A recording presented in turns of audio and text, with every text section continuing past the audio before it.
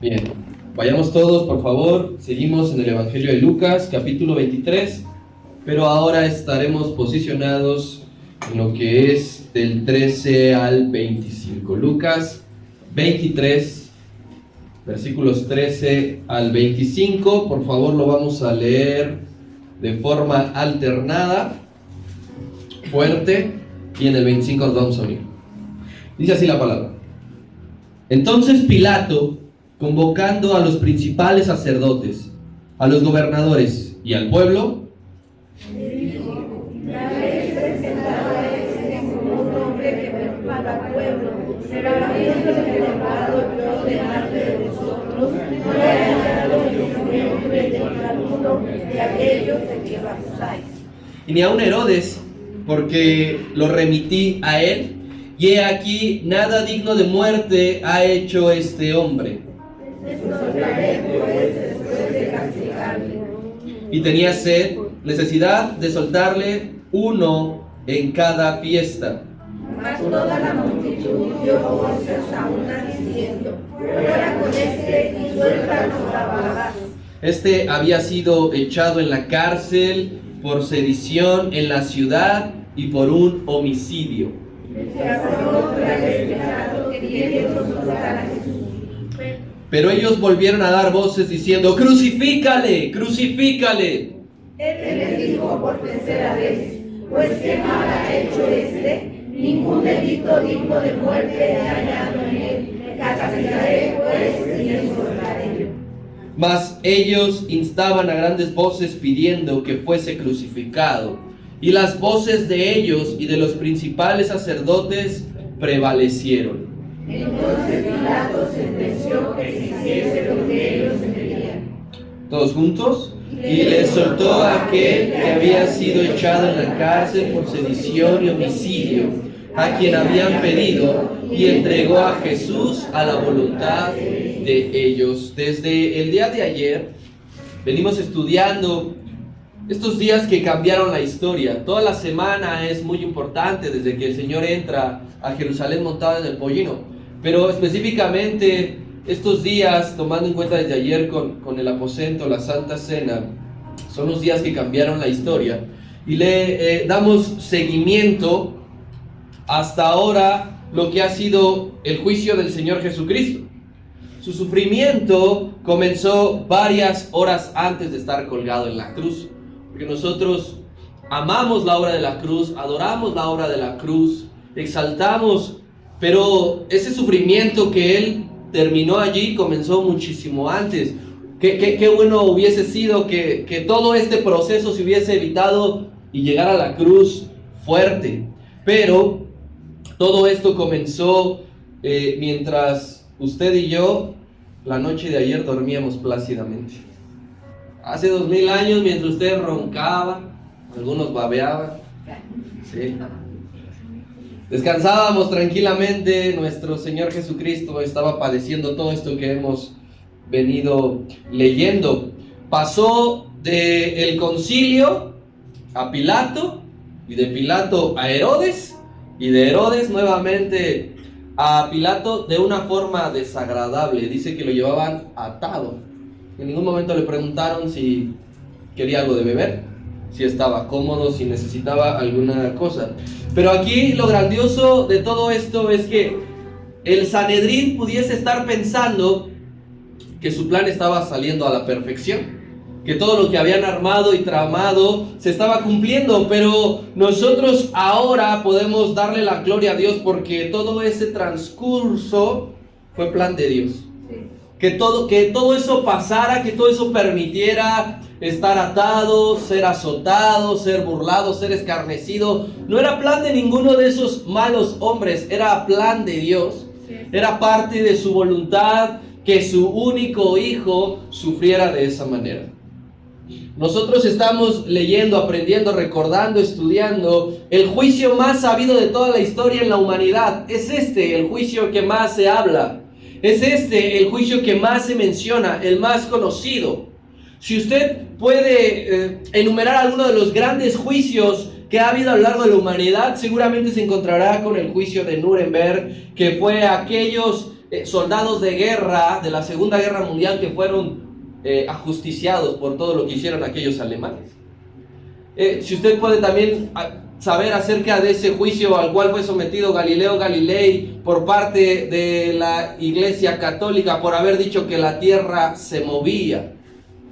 Usted puede haber escuchado del juicio de Al Capone, uno de los grandes mafiosos que ha existido, y ninguno de ellos podrá compararse al que nuestro Señor Jesucristo fue sometido.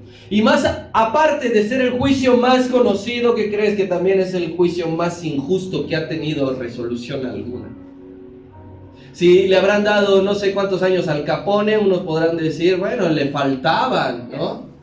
Uno podrá decir, no, pobre Galileo, él dijo algo que es correcto, la tierra se mueve sobre su propio eje. Aquellos alemanes que llevaban judíos a Auschwitz merecían mucho más, pero este hombre no hizo nada que le mereciera todo lo que le estaban haciendo.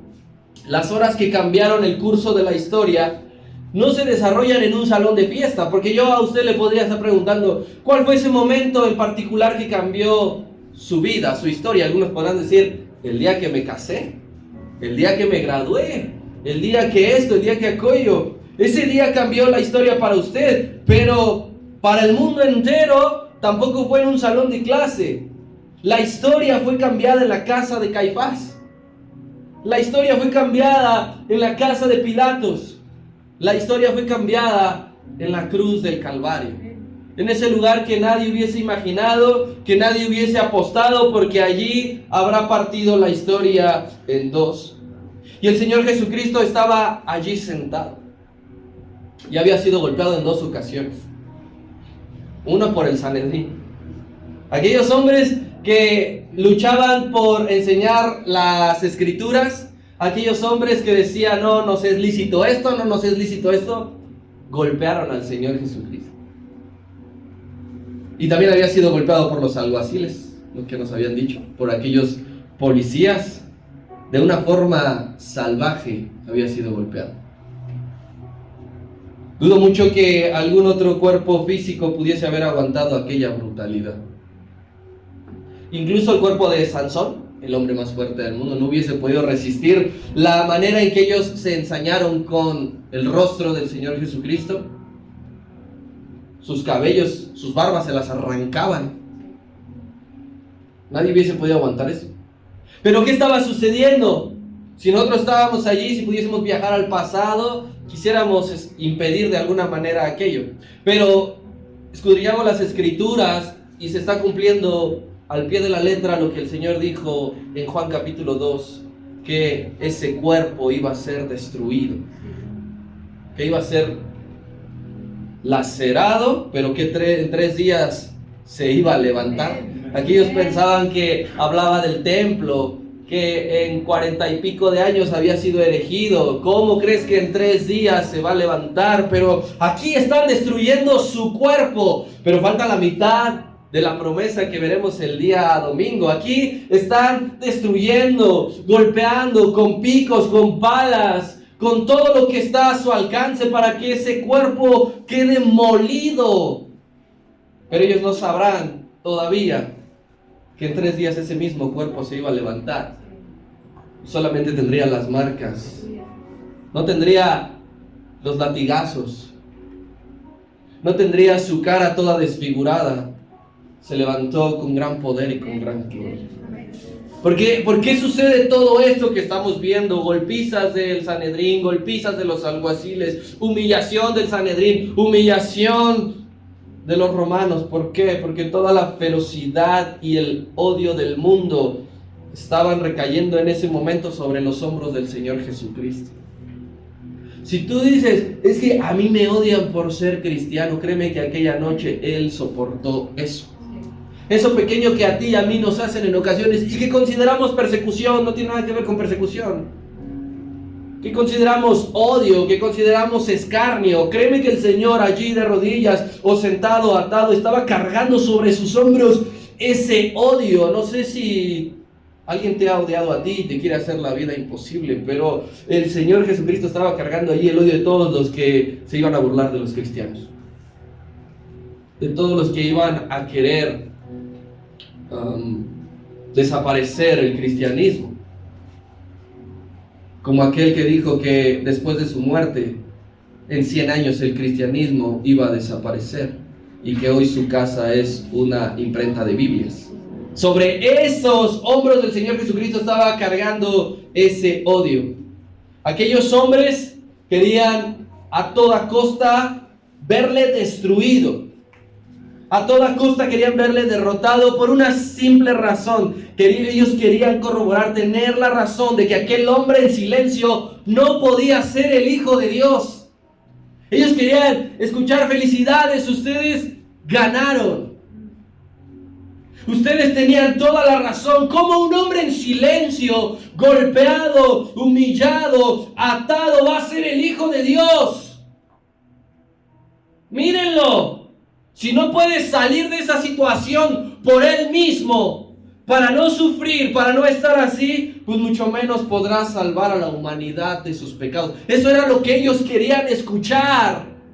Una felicitación para después entonces sí irse a celebrar la fiesta de la Pascua. Por eso es que recurrieron primeramente a su ley, que decía claramente que habiendo 2 o 3 testigos se iba a dictar culpabilidad al acusado. Con 2 o 3 testigos era más que suficiente para decirle a cualquier persona, a cualquier hombre: culpable, eres digno de muerte. Pero ni entre ellos se podían poner de acuerdo. Dice que había hombres que daban falso testimonio, pero que ni entre ellos acordaban. Fíjese usted qué ridiculez de estas personas. Yo creo que nada más alcanzaron a decirle: tú di esto, esto y esto. Y cuando enfrentaron los testimonios: bueno, pero tú me estás diciendo que era aquí y tú me estás diciendo que era allá. Anhelaban tanto la muerte de nuestro Señor Jesucristo que no fue suficiente un juicio religioso, sino que los líderes de Israel terminaron humillándose, yendo ante el gobierno civil de Roma para que les cumpliese su deseo. Dejaron de lado su soberbia que ellos portaban, su egolatría que ellos tenían, para ir y humillarse ante Roma. Y llegaron al extremo de decir: nosotros no tenemos ningún rey sino el César. Como si usted reconociese ser católico por ver humillado a un cristiano que odia y que le cae gordo. Eso hicieron ellos. Nosotros no tenemos más que el rey del César, por favor, llévalo a la cruz. Mátalo, aquí está todo lo que nosotros hemos creído y por lo que nuestros padres lucharon tanto tiempo, nosotros lo humillamos para que se nos cumpla ese deseo.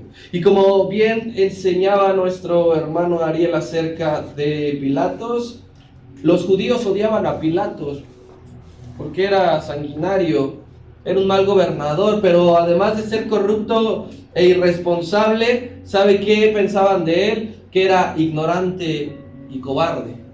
Eso decían, que únicamente estaba al cargo de Judea por estar casado con aquella mujer que le fue a decir: no tengas nada que ver con este asunto porque he padecido toda la noche en sueños a causa de él. Esa mujer se llamaba Claudia Prócula, pero dejamos en Claudia. Y Claudia era hija de Tiberio. ¿Y quién era Tiberio? Si tú escudriñas Lucas capítulo 3, dice que era el emperador. Entonces el emperador Tiberio tenía una hija, Claudia. Claudia se casa con Pilato, y Pilato es puesto allí como gobernador de Roma, no por sus altas capacidades. Ese hombre cobarde fue el designado de juzgar a Cristo. ¿En qué manos fue a caer el Señor Jesucristo? Repito, por el plan de Dios. Sí. Por el plan de Dios fue puesto en un hombre que con toda su tibieza no pudo dejarle en libertad, a pesar de que en 3 ocasiones él había dicho: no hallo nada en él. Cuando le preguntó: ¿no dices nada? ¿No sabes tú que tengo la autoridad para dejarte libre? Cualquiera de nosotros podemos pensar, pues ¿de qué autoridad me estás hablando? Si no puedes con tu tibieza decir, este hombre no ha hecho nada, se va y ustedes se callan. Sino que bastaba un poco de alboroto nuevamente del Sanedrín para que nuevamente dijera, no puedo dejarlo libre. 3 veces temía al pueblo y temía perder su cargo. Que fueran a otras instancias y que dijeran, no, pues ahora vamos entonces ante el César, pero ante el César, a Tiberio. Y vamos y le decimos que Pilato es corrupto, que es ladrón, que es mentiroso, y le quitarán su cargo. Entonces él pensaba por eso. Pero así que entonces Pilato se unía a 3 personajes que habían reconocido la inocencia de Jesucristo. 3 veces pudo dejarle libre y no se animó. 3 personajes reconocían la inocencia de Cristo. ¿Qué pasó con Judas cuando se sintió mal y tuvo remordimiento? Pero antes de ahorcarse fue y aventó las monedas y les dijo, he derramado sangre inocente. Número 1, Pilato dijo en 3 oportunidades, este hombre es inocente, no sé por qué le quieren hacer tal cosa. Herodes tetrarca dijo, este es inocente. 3 personajes coincidieron lo mismo, lo que no pudo hacer el Sanedrín con 2 testigos. Y aquellos 3 pertenecían al bando contrario y ninguno era pagado, porque la verdad siempre sale a flote. Y es que en realidad Jesús es inocente. Siempre fue inocente. Pero debía ser juzgado por nuestra causa. Debía ser juzgado por nuestra causa. El hombre más puro, más santo, más limpio, se puso por nosotros en la silla de los acusados. Porque él claramente dijo, la autoridad que tú tienes no es por ti, ni siquiera por Tiberio, viene del cielo, Dios te la ha dado. ¿Tú crees que no puedo yo orar a mi Padre y en esta hora que envíe ángeles? De nada serviría, mi hermano, que al igual que Pilato, tú y yo sepamos que Cristo murió por nosotros. Que tengas el deseo de amarle, así como Él tuvo el deseo de soltarle. Que tú tengas el deseo de dar tu vida y obedecerle, pero que no estés dispuesto a sufrir y a padecer por causa del Evangelio. Él deseaba soltarle, pero no quería padecer las consecuencias. Si tú sabes que Él murió en la cruz y tú quieres amarle, pero no te animas a obedecerle, estarás haciendo lo mismo que Pilatos, únicamente lavándote las manos. Por no querer sufrir burla, por no querer sufrir que te excluyan socialmente. Lo más mínimo que podemos pasar es eso, que te pongan un apodo. Y yo que sepa, nadie aquí se ha muerto porque le pongan un apodo, ¿verdad? Aunque esté regacho el apodo. Yo que sepa, nadie se ha muerto porque ya le dejaron de hablar y ya no lo invitan.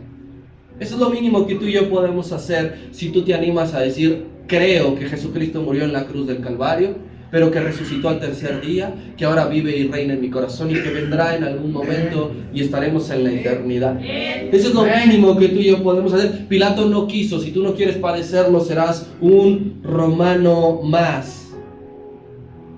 El colmo llegó cuando estos hombres prefirieron la libertad de un asesino en vez de la vida de Cristo. Es el colmo de la historia. Pero aquí el único que veía las cosas con propósito eterno era el Señor Jesucristo. Era el único. El Señor dijo, no, ¿cómo me van a comparar con este? ¿Cómo me van a poner en una balanza con este? No dijo nada aún en esa situación porque estaba viendo algo eterno. Todos los salvos, usted y yo, somos Barrabás, porque fuimos absueltos y puestos en libertad, aún siendo homicidas, aún siendo pecadores, mentirosos, rebeldes, por la vida del Señor Jesucristo. Tú y yo estamos hoy en libertad porque Él se quedó callado, porque él se quedó atado. El precio de mi libertad fue la vida del Maestro, fue la vida del Señor. Y yo no sé qué fue lo que hizo Barrabás saliendo de esa libertad después de estar tanto tiempo encarcelado. No sé si fue a hacer una fiesta, no sé si volvió a matar a alguien, pero ¿qué estás haciendo tú con la libertad que le costó a nuestro Señor Jesucristo la vida? ¿Qué estás haciendo con esa libertad? ¿Le estás sirviendo? ¿Le estás alabando? ¿Le estás adorando? ¿Le has entregado todo tu ser? Eso fue lo que quiso hacer aquel endemoniado gadareno cuando fue puesto en libertad. Quiso seguirle, porque reconocía gracias a quien había quedado libre. Tú, gracias a quien eres libre. Y termino con esto. Hasta ahora la imagen que nosotros leemos aquí, porque ahorita nos enseñarán acerca de la crucifixión, pero hasta ahora la imagen que tenemos es el Señor Jesús sentado y el Sanedrín juzgando. Dentro de poco el Sanedrín estará sentado y el Señor Jesucristo estará juzgando. Así que le damos la gloria y la honra a nuestro Señor, porque Él es fiel y verdadero y Él vive para siempre. Bien, estamos nosotros en Lucas, hermano, Lucas capítulo 23, y estamos en una escena muy triste, en una escena que nos llama la atención, hermano, que año con año nosotros estamos escudriñando, si no son evangelios, son profecías, profetas, o hasta inclusive salmos. Mi Cristo, hermano, en estos momentos que está pasando por el juicio más injusto,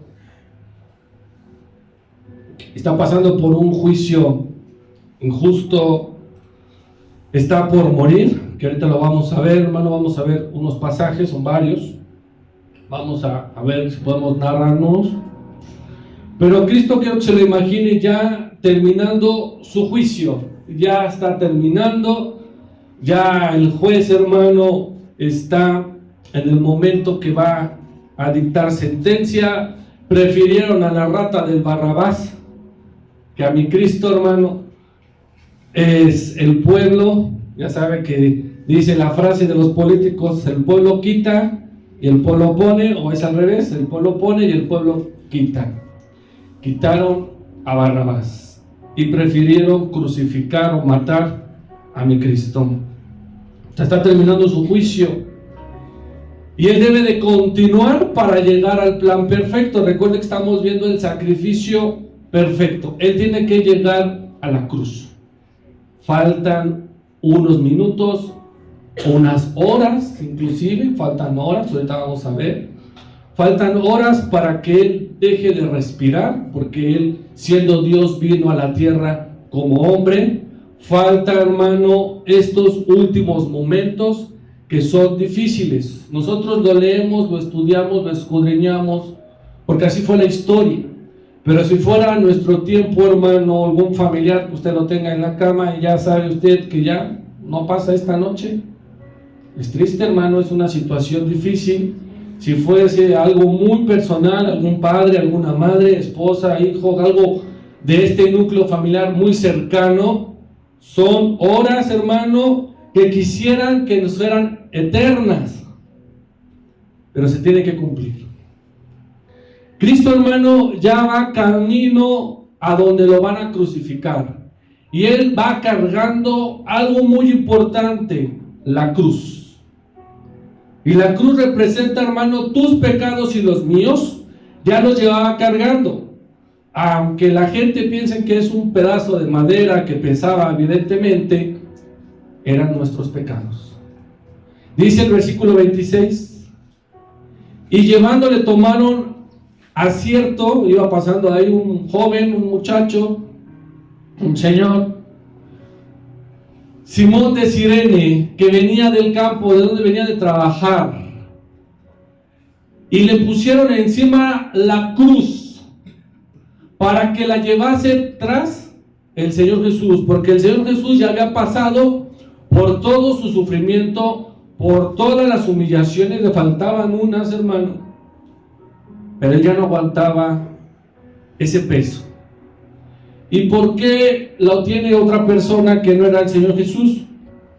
Al igual que tú y que yo, hermano, para que sepas lo que es traer en el lomo problemas, situaciones difíciles. Así que ese Simón tiene un privilegio muy grande. Compartió en algunos momentos, en algunos minutos, lo que Cristo estaba cargando.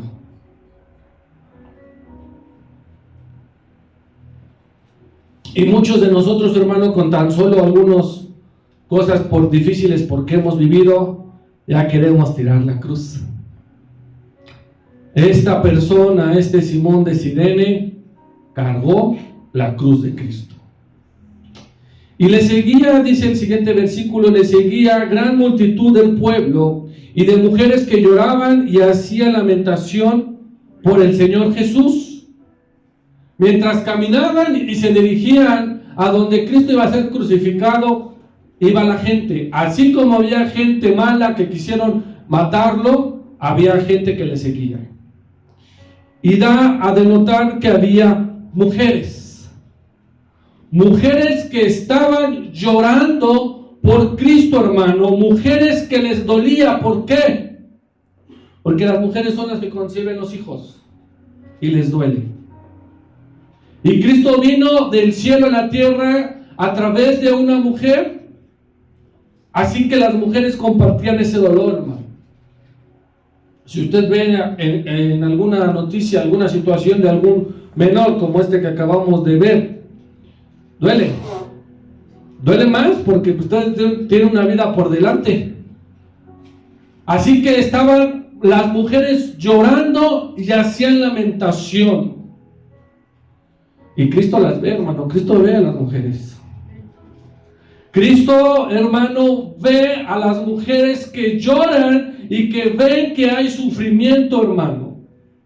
Y Cristo regresó y les dijo: hijas de Jerusalén, no lloren por mí, sino llorad por ustedes mismas. ¿Y por quién? Y por sus hijos.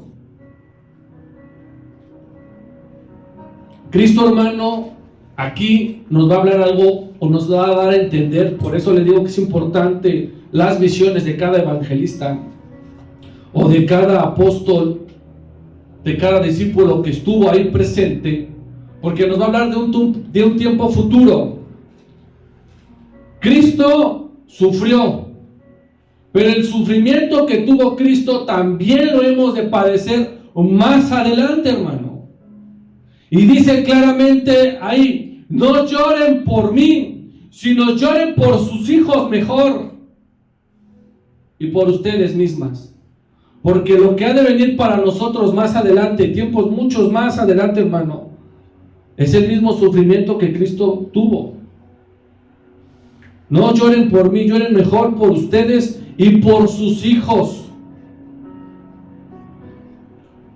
O sea, hermano, Cristo les está dando a entender que estén mejor al pendiente de sus hijos, para que no se conviertan como las ratas que vamos a ver ahorita, hermano, que crucificaron.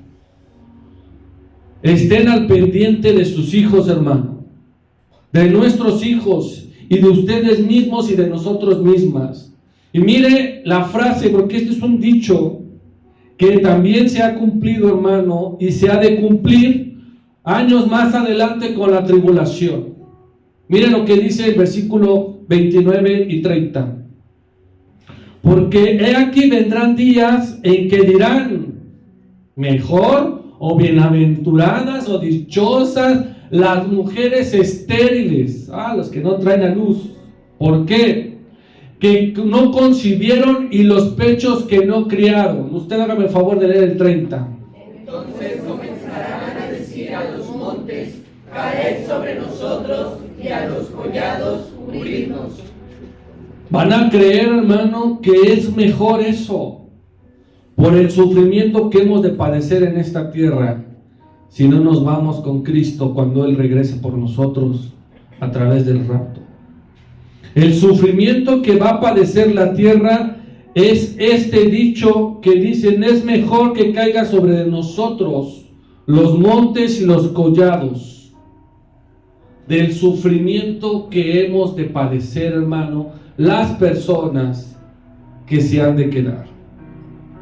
Y continúa diciendo, porque si en árbol verde hacen estas cosas, y pregunta el Señor Jesús, en el seco, ¿qué no se hará? Esta palabra, hermano, viene en el libro del profeta Oseas, y más adelante en Apocalipsis. O sea, hermano, que es una palabra que todavía no se cumple. Si ahí cuando Cristo estaba caminando y estaba sufriendo, preferirían las mujeres que esos montes y esos collados cayeran encima a ver el sufrimiento. Cristo está diciéndoles, no se va a comparar eso con lo que ha de venir, hermano. Tiempos futuros. Y dice el versículo 32, llevaba también con él a otras dos ratas, que eran malhechores para ser como muertos. No nos dan sus nombres, hermano, pero nos dicen que eran malos e hicieron cosas incorrectas. Y llevaban a Cristo y a estos dos. Y cuando llegaron al lugar donde tenía que llegar Cristo, el lugar de la Gólgota o calavera, para crucificarlo ahí, los dos malhechores los pusieron uno a la derecha y uno a la izquierda. Ahora quiero que vea aquí dos figuras más, aparte de los rateros o de los malhechores. La primera, hermano, la persona que cargó la cruz para sentir el pecado. Y otra figura, estos malhechores al lado de Cristo.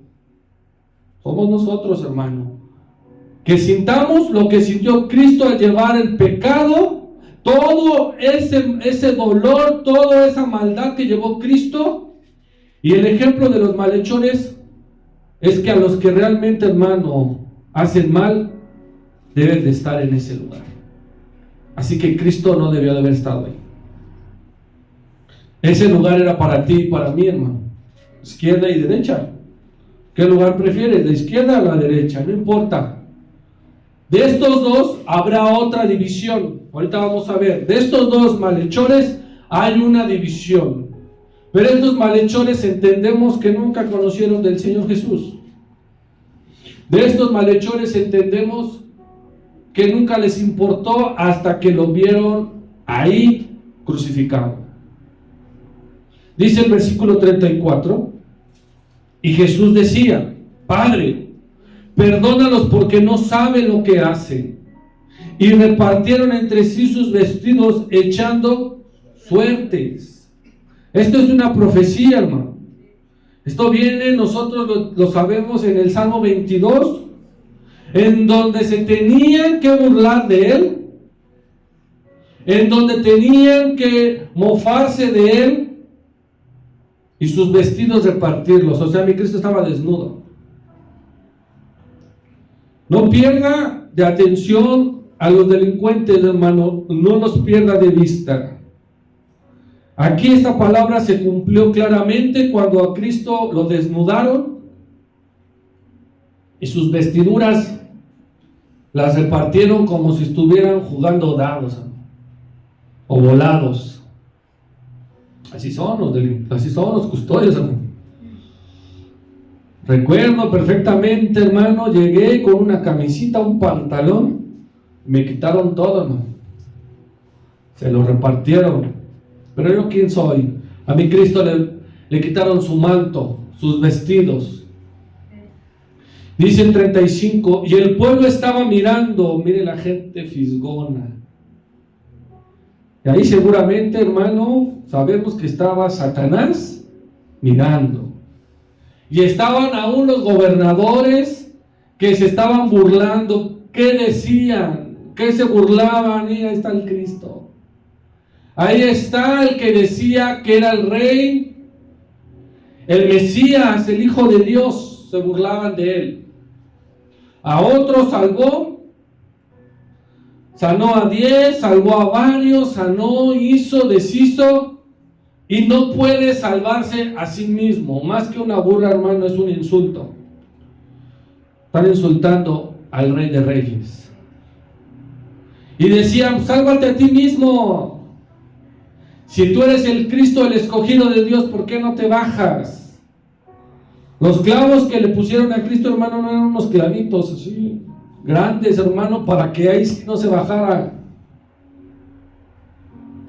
Se burlaban de él personas que tenían una autoridad en los humanos.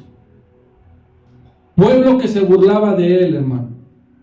¿Te estás imaginando a mi Cristo ahí, a punto de ya morir, a sus últimos minutos de vida? Y la gente, lo mejor que hizo fue burlarse. Y hoy por hoy, hermano, la gente se burla de la gente. De las desgracias que pasan, hermano, pues siempre hay un chiste, siempre hay un comentario para burlarse.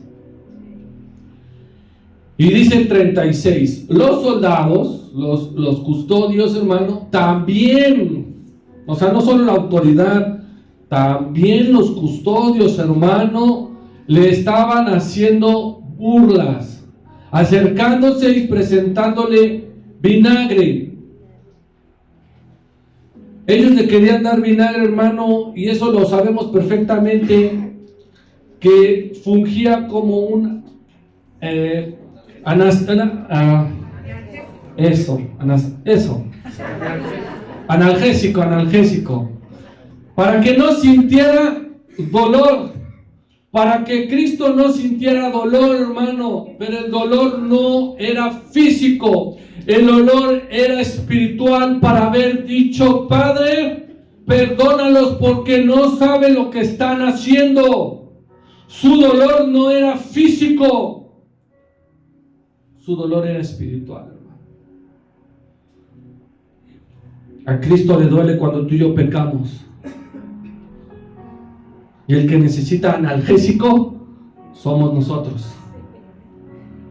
El que necesita ese vinagre eres tú y yo, hermano. Y dice la palabra que diciendo estos custodios, estos soldados: si tú eres el rey de los judíos, ¿por qué no te salvas a ti mismo? Burlas, hermano.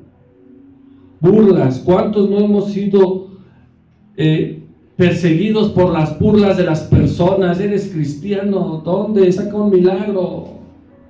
Saca un milagro y conviérteme esta agua en vino. Si eres cristiano, hijo de Dios, haz a que mi madre sane. Y no, hermano. Estaban haciendo mal. Había también sobre de él escrito en 3 idiomas un letrero de burla. Pero tú y yo entendemos que realmente, hermano, es correcto. Él es el rey de los judíos y él es el rey de reyes, hermano.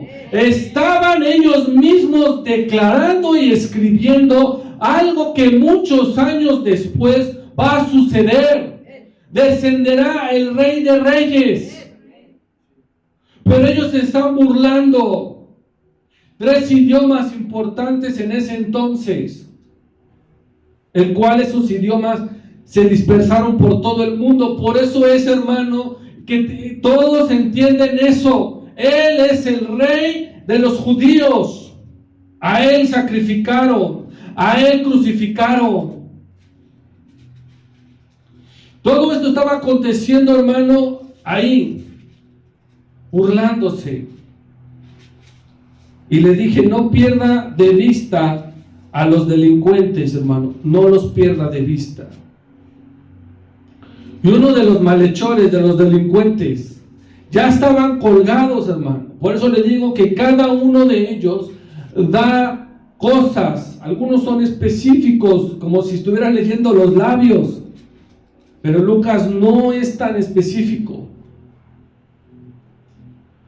Y uno de los malhechores que estaba colgado le injuriaba, o sea, uno de ellos dos, uno que nosotros representamos también a esos dos. Y se divide en dos esta rama. Un delincuente todavía estando colgando, se burlaban de Cristo. diciendo: si tú eres el Cristo, sálvate a ti mismo y también a nosotros. Encajosos, hermano, hay encajosos todavía. Hay encajosos. Pero otro de los delincuentes, vamos a ver que no era como este encajoso. Respondió el otro, el que tenía prudencia, el que sabía que sus pecados y sus delitos no sabemos qué eran, si eran muy graves, que es lo más seguro como para haberlo crucificado. Dijo, fíjese hermano, le respondió y le reprendió: ¿ni aún temes a Dios estando en la misma condenación? O sea, no tienes vergüenza. Nosotros, hermanos, hemos sido condenados, pero Cristo es el que nos quitó esa condenación. Y entre nosotros, hermanos, siendo condenados, nos injuriamos. ¿Para qué no han escuchado ustedes esa frase? De todos modos, de algo me he de morir. Tú. Pero nosotros todavía nos podemos salvar. Nosotros, hermano, podemos ser ese delincuente que, aunque sí conocemos de Cristo, porque usted está aquí, sabemos perfectamente, hermano, que hay una vida después de la muerte. Y ellos, los de afuera, los del mundo, saben que ya no hay vida después de la muerte. Por eso es que quieren vivir esta vida y la quieren vivir una vez. Este delincuente, vamos a decir que inteligente, dijo: ¿ni aún temes a Dios estando en la misma condenación a su compañero de muerte? Nosotros a la verdad justamente padecemos, porque recibimos lo que merecimos según nuestros hechos, mas este qué mal hizo. Hermano, tú y yo estaremos en ese juicio que Dios va a presidir conforme a nuestros hechos. No estamos en un juicio de hombres, porque ya vimos que los juicios de hombres son corruptos. Hay mano negra. Siempre debe de salir uno beneficiado y otro debe de salir perdiendo. No hay equidad, no hay equilibrio. Y Dios, hermano, es un Dios justo. Así que tú y yo somos como estos, hermano, en donde uno tiene la prudencia y la sensatez de decir: recibimos lo que hemos merecido según nuestros hechos. Pero quiero que tú y yo tengamos algo en mente, hermano. Cristo, ¿qué mal hizo? Diga conmigo: Cristo, ¿qué mal hizo? Prácticamente, hermano, en sus 3 años de adulterio, vamos a decirlo así, en el que él está ministrando y está sirviendo, no hizo nada. Porque mientras él no apareció, a nadie le molestaba que fuera carpintero, ¿verdad? A nadie le funfuneaba. Pero Cristo empezó a hablar, empezó a predicar, empezó a incomodar, que eso es justamente una predicación, incomodar. Incomodó al diablo. ¿Qué mal le hizo? Incomodarlo. Pero todo esto, hermano, no se nos olvide que es parte de un plan perfecto, de un plan para poder llegar al sacrificio perfecto, y estamos en camino de, pero en el camino de Cristo nos sigue enseñando. Fíjense, todavía estamos colgados, Cristo está colgado y está enseñándonos a través de esta plática o de esta conversación que duró minutos con delincuentes. Y dijo a Jesús: acuérdate de mí cuando vengas en tu reino. Tiempo futuro, tiempo adelantado. Cristo regresará no en un reino terrenal, sino en el reino espiritual, en el reino de los cielos. Y este incrédulo, esta persona que estaba colgado ahí, que aún puede ser tú y pudo ser yo, hermano, entendemos que Cristo regresará con su reino. Y lo mínimo que queremos o lo mínimo que pidió Él es que te acordaras de mí. ¿Qué delincuente eres, hermano? El delincuente que todavía se encaja sabiendo que hizo mal. Y bueno, hice mal, pero pues sálvame aún así sabiendo que hice mal. O el delincuente que sabe que hizo mal, pero se puede arrepentir y sabe que le puede decir a Dios, acuérdate de mí. Y Cristo le responde, acuérdate de mí cuando vengas en tu reino. Entonces el Señor Jesús le dijo, de cierto te digo que hoy estarás conmigo ¿en dónde? En el paraíso. ¿Su cuerpo iba a estar en el paraíso, hermano? ¿Su alma iba a estar en el paraíso? Él va a esperar, al igual que todos nosotros, aunque Él nos lleve de ventaja 2000 años, esperar el tiempo indicado en el que Cristo regrese en su reino. Pero algo que pudo haber hecho ese delincuente es arrepentirse. Se arrepintió, hermano. Él debió haber sentido algo que yo espero que tú estés sintiendo en este momento. A lo mejor la piel chinita se te empiezan a parar porque ya está por morir Cristo, hermano. Y Él estando en la cruz, sacando sangre el delincuente, dijo, este es el Hijo de Dios. Acuérdate de mí. Y Cristo le dijo, imagínense qué palabras, todavía Cristo profetizando, todavía Cristo prometiendo. Es más, con todo respeto, si hubiera estado ahí un animal o alguna hormiga que hablase, también a ese animal o a esa hormiga le hubiera predicado. ¿Y a quién le predicó por última vez? Al delincuente. Por última vez Dios te puede predicar a ti. Tu cruz, hermano, puede ser tu enfermedad, tu último momento de vivir, el último momento de accionar y de despertar. Despertó, hermano. Y es todo lo contrario, porque el cuerpo se estaba debilitando de los tres.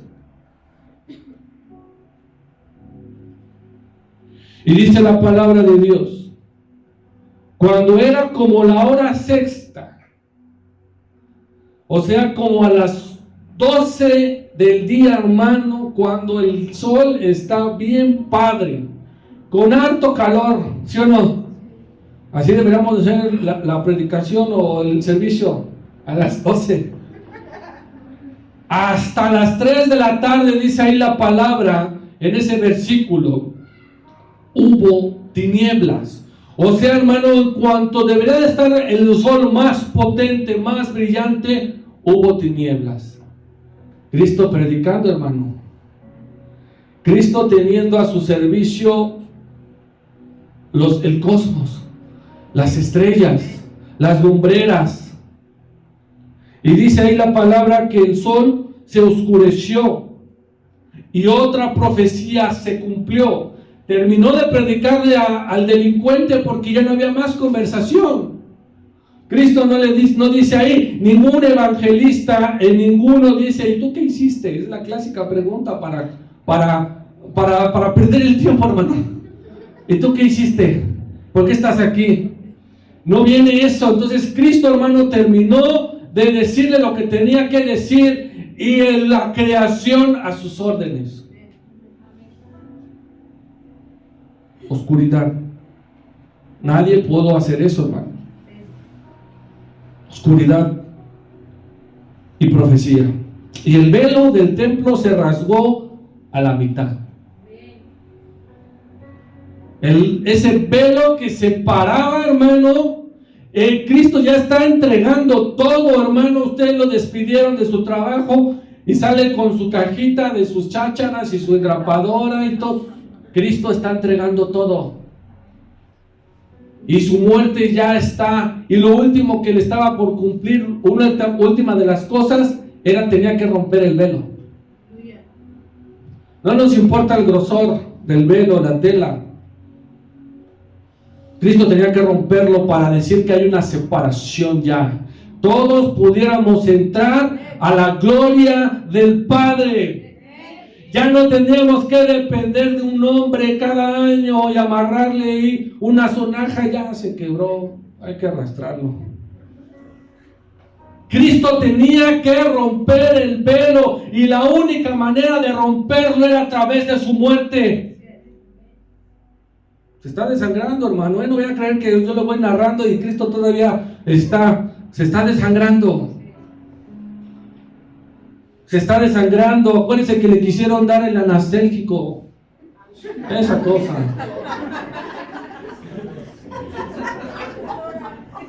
Y dice la palabra, entonces Jesús, el Señor Jesús, clamando a una gran voz, no a una vocecita, no, a una gran voz, ya son sus últimos minutos, su último momento de vida, su última respiración, su último latir del corazón, porque se está desangrando y después de la sangre viene el agua. Ya Cristo ya no tiene fuerzas ni para hablar y por eso no perdió el tiempo con el delincuente. Son sus últimos momentos, hermano. Y clamó a gran voz, Padre, en tus manos encomiendo mi espíritu. Cristo, hermano, ya está ahí clavado. Ya no tiene nada más que hacer ni decir. Ya entregó todo, ya dio todo lo que tenía que dar mi Cristo. Y lo último que le faltaba era hablarle al Padre. Hablarle a su Padre. Ya cumplí, ya hice. Aquí termina el plan perfecto que diseñaste.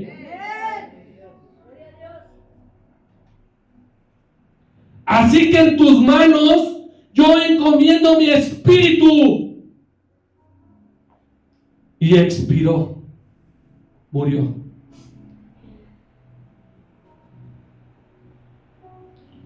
Sabemos, hermano, que Cristo murió de un paro cardíaco,